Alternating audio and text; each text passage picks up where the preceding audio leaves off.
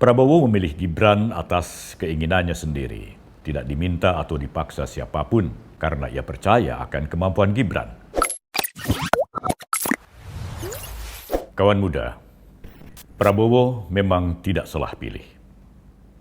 Ia telah memilih Gibran Rakabuming Raka menjadi calon wakil presiden yang mendampinginya pada Pilpres 2024 ini. Prabowo memilih Gibran tanpa keraguan sedikit pun.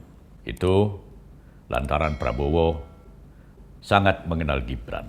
Dari pertemuan-pertemuan dan diskusi-diskusi panjangnya dengan Gibran selama bertahun-tahun, Prabowo pastinya sudah tahu betul kapasitas dan kapabilitas Gibran dalam berbagai bidang.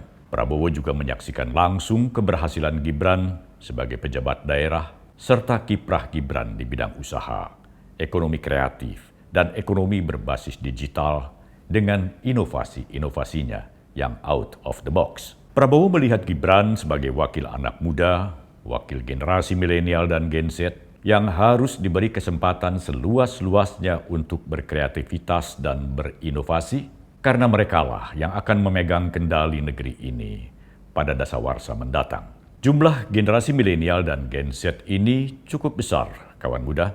Berdasarkan sensus penduduk pada tahun 2020, jumlah milenial mencapai sekitar 25,87% dari total populasi atau sekitar 69,38 juta jiwa. Sedangkan jumlah Gen Z mencapai sekitar 27,94% dari total populasi atau sekitar 74,93 juta jiwa.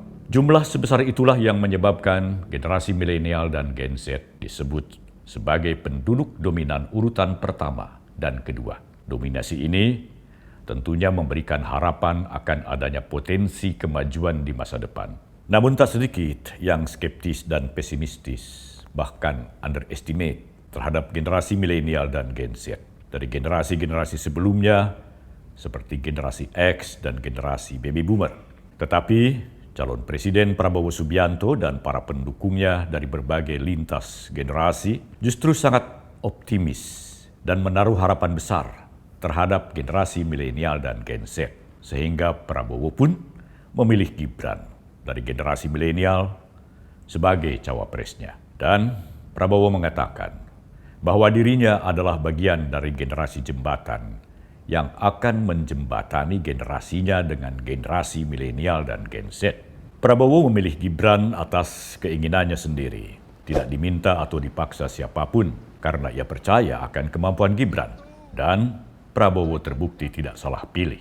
Sebagai calon wakil presiden, Gibran memperlihatkan kepiawaiannya dalam acara debat Cawapres. Ia mampu mengimbangi Cawapres Muhaimin Iskandar dan Mahfud MD yang jauh lebih senior dari segi usia maupun pengalaman.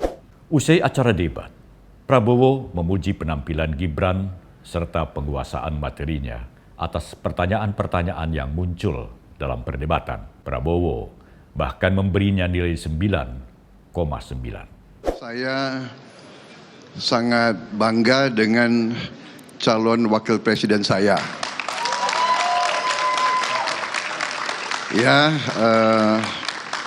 Saya sangat bangga. Tadi saya katakan kalau saya seorang guru yang memberi nilai pada saat ujian, saya beri nilai 9,9 kira-kira gitu. Gibran tidak lantas membusungkan dada setelah dipuji Prabowo. Ia justru membungkukkan badan dan mengatupkan kedua belah tangannya ke arah Prabowo. Pertanda ia memiliki kesantunan terhadap orang yang lebih senior. Kesantunan yang juga selalu diperlihatkannya kepada Mahfud dan Muhaimin di sepanjang sesi debat. Bahkan pada closing statement, Gibran menyatakan bahwa dirinya merasa bangga bisa berdampingan di satu panggung dengan orang-orang hebat seperti Mahfud dan Muhaimin. Saya ucapkan terima kasih juga Prof. Mahfud, Gus Muhaimin. Saya sangat senang sekali bisa satu panggung dengan orang-orang hebat seperti ini. Senang sekali anak muda bisa bertukar pikiran dengan ketua umum partai dan seorang profesor. Sekali lagi, terima kasih. Anak-anak muda harus saling mendukung, anak-anak muda harus saling bergandengan tangan. Saya yakin Indonesia Emas bisa tercapai. Terima kasih. Wassalamualaikum warahmatullahi wabarakatuh. Selamat Natal dan Tahun Baru. Sayangnya, kubu paslon nomor urut 3 tampaknya merasa tersinggung dengan gaya Gibran ketika berbicara, yang sering berjalan ke arah kiri dan kanan meninggalkan podium, menghampiri lawan bicaranya. Mereka pun melaporkan gaya Gibran ini ke KPU dan menyayangkan para moderator yang tidak menegur tingkah Gibran ini. Padahal, dalam salah satu teori public speaking, para pembicara justru dianjurkan untuk tidak selalu terpaku dengan podium. Pembicara harus menguasai panggung dengan sesekali meninggalkan podium dan kalau bisa menghampiri audiens atau lawan bicara. Mungkin itu sebabnya Alvito Dianova dan Liviana Cerlisa, para moderator debat, merasa tidak perlu menegur Gibran karena yang dilakukan Gibran masih sesuai dengan kaidah-kaidah public speaking. Alvito dan Liviana adalah para public speaker yang hebat. Kubu paslon nomor urut 3 rupanya menganggap Gibran berlaku tidak sopan kepada Mahfud sehingga mereka harus melakukan protes dengan melaporkan Gibran ke KPU. Gaya Gibran yang seakan cuek dan santai selama acara debat adalah gaya spontan yang merupakan gaya anak-anak milenial pada umumnya. Bukan karena tidak sopan. Gaya seperti itu membuatnya menjadi bintang panggung dan membuatnya mampu mengatasi tekanan publik.